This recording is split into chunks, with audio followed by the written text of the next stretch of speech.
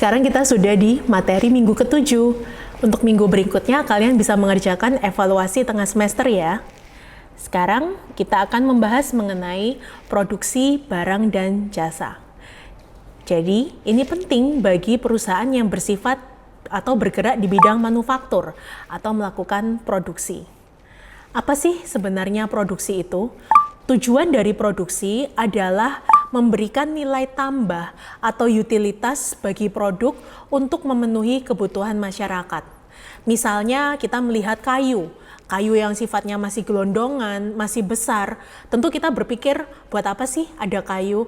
Begitu kayu itu dibentuk menjadi kursi, menjadi meja, menjadi lemari, baru kita paham, oh ini dia nilai tambah atau nilai kegunaan dari kayu. Nah, ada beberapa jenis utilitas bagi produk. Yang pertama adalah utilitas bentuk, yang tadi contohnya kayu menjadi meja.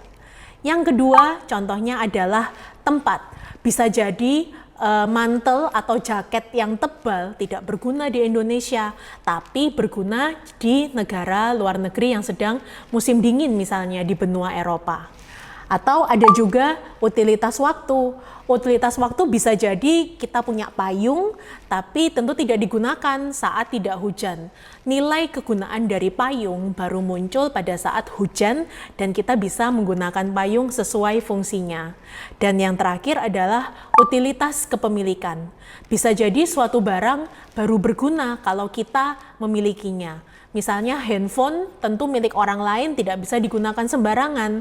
Handphone itu baru akan berguna jika kita menggunakan sesuai milik kita sendiri.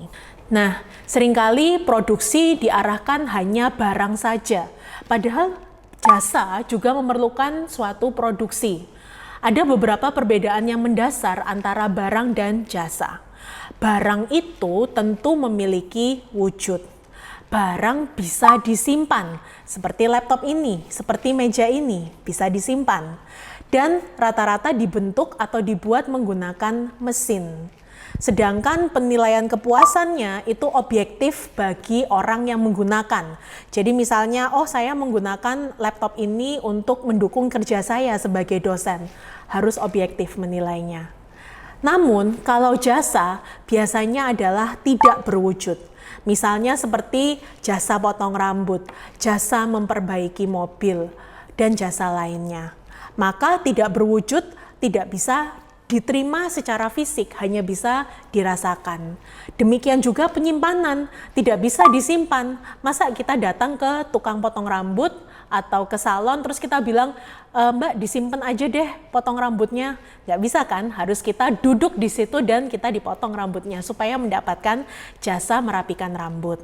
Dan rata-rata mayoritas menggunakan tenaga manusia karena sifatnya jasa harus diberikan langsung dari manusia, maka lebih banyak jasa menggunakan manusia. Kalau tadi barang kan menggunakan mesin.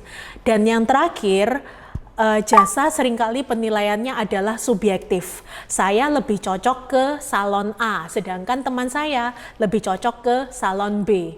Itu adalah contoh dari produksi barang dan jasa.